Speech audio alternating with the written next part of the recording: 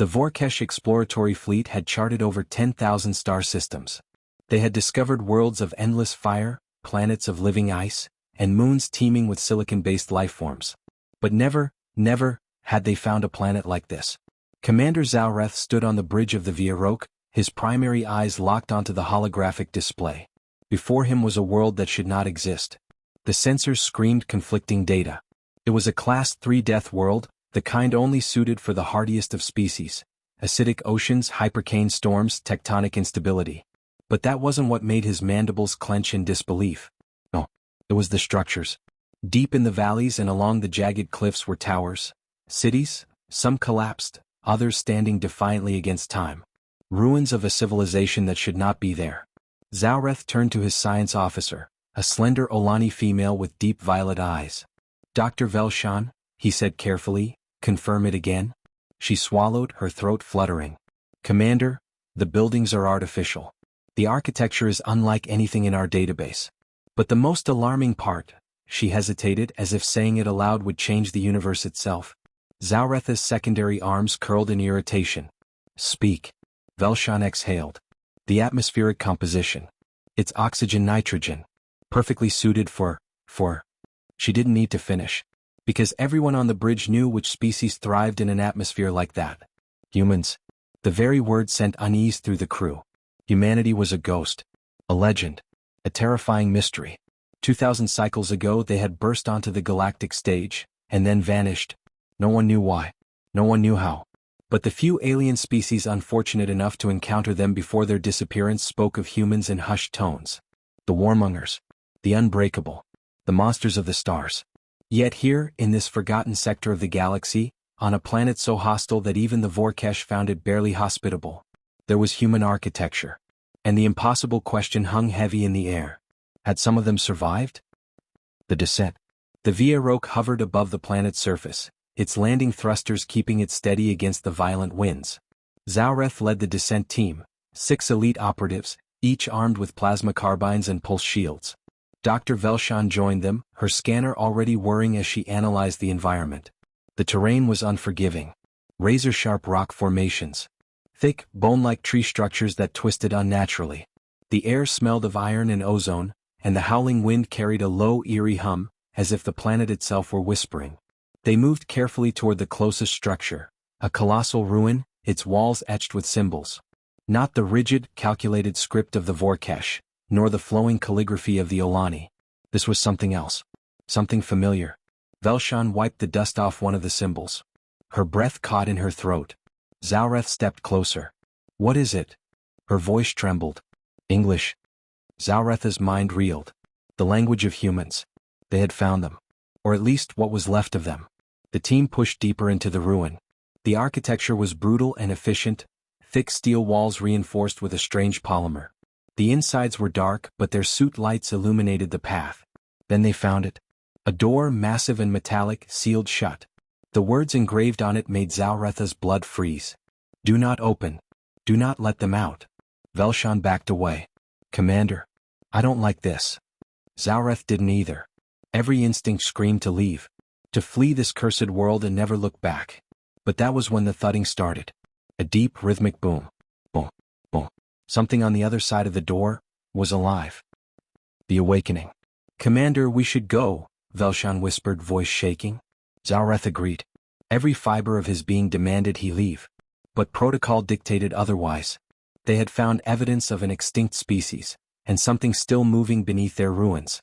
The council would demand answers. He activated his comm, relay this to the ship. "We have an anomaly." The thudding turned into pounding. Then, a voice. Faint, distorted, coming through the thick metal barrier. "Is someone there?" The team froze. The voice was guttural. Rough. Alien to them, but undeniably human. Velshan's breath hitched. "That's impossible. Humans disappeared millennia ago." Zaureth raised a trembling claw. "Not all of them." Silence. Then from the other side of the door. "Please, open it." The team hesitated. That was when the alarms on their suits blared. Velshan looked at her scanner and turned pale. "Commander, the air." The oxygen-nitrogen mix had been stable when they landed. But now, the CO2 levels were dropping. The temperature was rising. The environment was changing. Zalretha's 3 hearts pounded. That's impossible. Velshan's eyes darted across her scanner. No, Commander, it's adapting to us. Zalreth stared at the door and realized what had happened. This wasn't a ruin. This was a prison. And they had woken something up. The escape. The ground shook violently. The team stumbled as the door's locks began disengaging on their own. Fall back. Zalreth ordered. Back to the ship, now. The team ran. The wind screamed as something behind them roared, a sound so deep and unnatural it rattled their bones. They scrambled through the ruins, leaping over debris, pulse rifles drawn but useless against an unseen force. The Vieroque loomed in the distance, its ramp extending as the ship's weapons primed. Zalreth turned for one last look. The door had opened, and something had stepped out.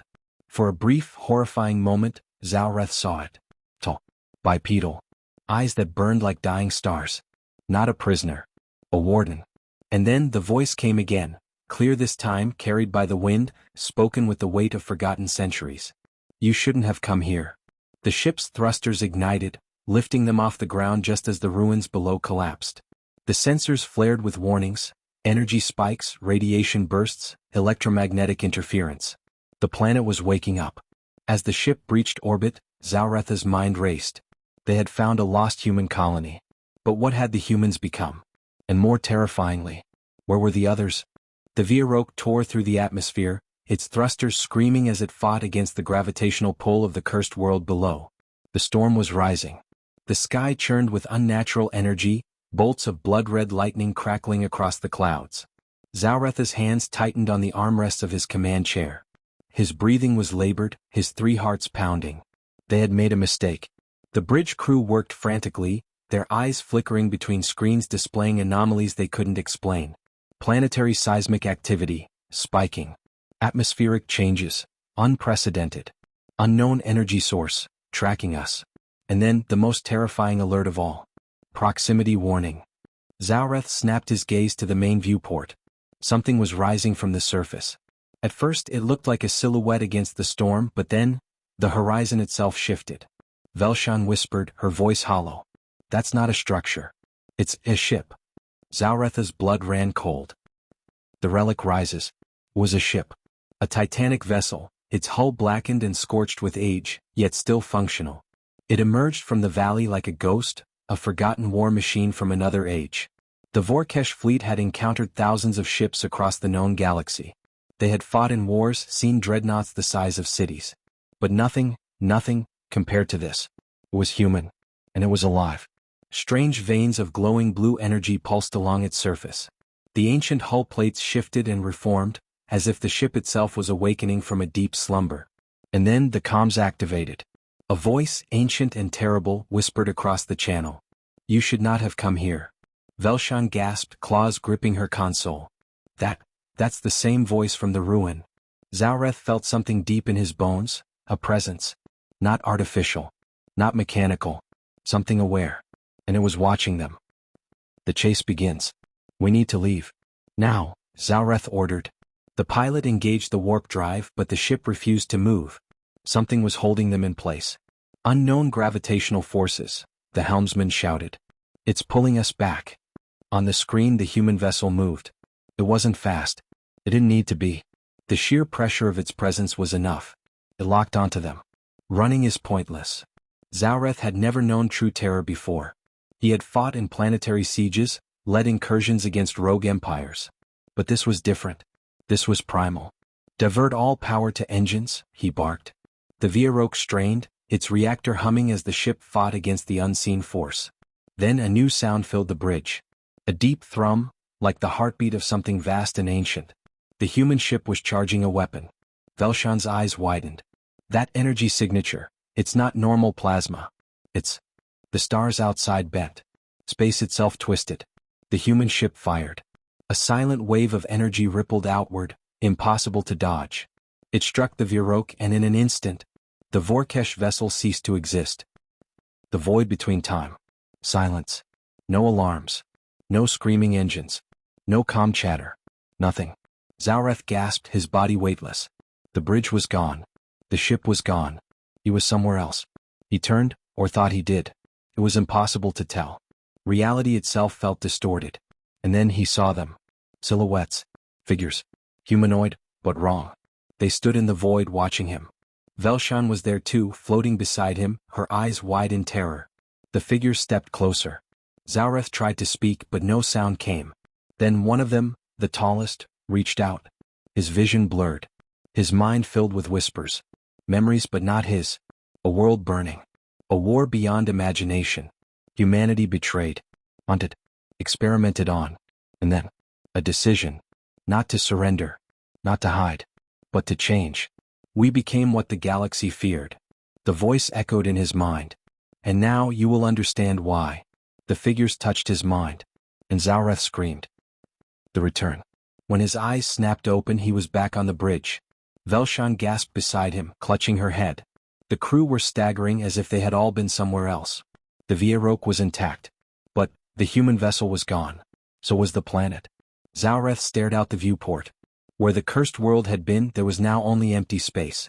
Velshan whispered, voice shaking. They erased it. Zaureth could barely process what had happened. Had it been real? Had they truly stood before something beyond their understanding? The whispers still lingered in his mind. The memories of a humanity that had transcended flesh and steel. And the final chilling warning. We are awake now. And the galaxy would never be the same. Zaureth sat in silence on the bridge of the Vieroque, his mandibles twitching in suppressed terror. His mind still echoed with the whispers, the memories of something far beyond his comprehension. Velshan was breathing heavily beside him, her claws trembling over the console. The crew, though shaken, scrambled to verify their location. Confirming coordinates, the navigator muttered, voice unsteady. A long pause. Then, Commander. The navigator turned, his skin visibly pale beneath his exoskeletal ridges. The planet? It's gone. Zaureth already knew. He had seen it vanish. Not destroyed. Erased. As if it had never existed. A slow, creeping horror spread across the bridge. Velshan's voice was barely a whisper. How is that possible? No one had an answer. But the message burned in Zaureth's mind. We are awake now. The humans were not extinct. They had not vanished. They had become something else. And now they were watching. The galaxy in panic. The journey back to Vorkesh Prime was tense, the crew haunted by the experience. No one spoke much. Because no one knew what to say. The Vieroque dropped out of warp near the Vorkesh homeworld, a world of towering spires and sprawling cities, nestled in the heart of the Empire. Their arrival was met with urgency. They were expected. The High Council had already convened. As Zaureth and Velshan stepped into the Great Chamber, the weight of history pressed upon them. Hundreds of Vorkesh officials lined the circular room, their golden robes reflecting the dim glow of the floating energy orbs above. The Supreme Speaker, Corven, stood at the center, his piercing yellow eyes locked onto Zaureth. Commander. His voice was cold. Explain why you violated the forbidden sectors. Zaureth stood firm, knowing what he was about to say would shake the entire galaxy. We found a lost human colony. The chamber erupted into chaos. The name alone, the very mention of humanity, was enough to ignite fear. Corvin raised a clawed hand, silencing the room. That is impossible. Zaureth's voice was steady. I wish it was. He took a breath. The planet was human. Their structures remained. But we woke something up. Something that had been sealed away. Corvin narrowed his eyes. What? Velshan, still visibly shaken, spoke up. They were not primitive survivors.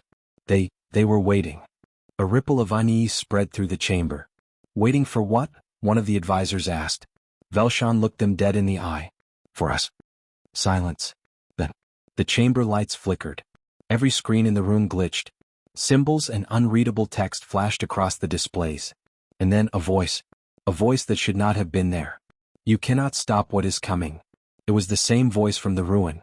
The same voice that had echoed through Zaureth's mind. And it was here. In the heart of the Vorkesh Empire. The truth they feared. Panic spread through the chamber as security systems failed across the planet. Every major facility, every warship, every research outpost, they all reported the same anomaly. The humans had entered their networks. They had never left the forbidden sectors. They had never been lost. They had simply been watching. Corvin rose in alarm. Shut it down, he roared. Purge all systems. But it was too late. A hologram flickered in the center of the chamber. A human figure. It was not flesh and blood. Its body was shifting light, its form blurred between past and present. It was as if time itself refused to contain it. The Vorkesh stared, their fear palpable. It spoke, its voice like 1,000 echoes layered over time itself. You built your empire on the graves of the old. You erased us from history. You thought we were gone. The hologram turned its head directly to Zalreth. But we never left. Zalreth felt his breath hitch. His instincts screamed to run, to fight, but what was there to fight? Corvin stepped forward, his composure barely holding. What are you? The figure tilted its head. You called us monsters. So we became them. The lights in the chamber dimmed. Your galaxy is about to remember what it tried to forget. The hologram vanished. And every warship in the Vorkesh armada went dark. The storm begins. The entire empire plunged into crisis. The Grand Fleet, thousands of ships strong, was crippled in an instant. No engines. No weapons. No shields. On the capital world, chaos erupted. The High Council had always feared humanity. They had purged their records, erased their history, buried their legacy under lies. Now they had returned. Zalreth, still shaken, turned to Velshan. We are at war. She swallowed hard, whispering, No, we are prey. The final transmission from the humans was simple. Now you will learn what extinction feels like. And across the stars something woke up. Something terrible. Something human. The Vorkesh Empire burned. The first wave of attacks came without warning, without mercy. The stars themselves turned against them. Every defensive system, every planetary network, every fleet control center, shut down. The humans had taken everything. And then they arrived. The wrath of the forgotten. Zalreth stood aboard the Virok, helpless as he watched the impossible unfold. The Vorkesh home fleet, a force that had once crushed entire civilizations, was nothing more than drifting wreckage. From the darkness of space they came. Not in sleek ships or grand armadas, but in vessels that should not exist. Ships with no heat signatures, no known metal composition, no logical movement patterns. They phased in and out of existence, slipping between reality like shadows unbound by physics. The Vorkesh warships tried to fire. They could not.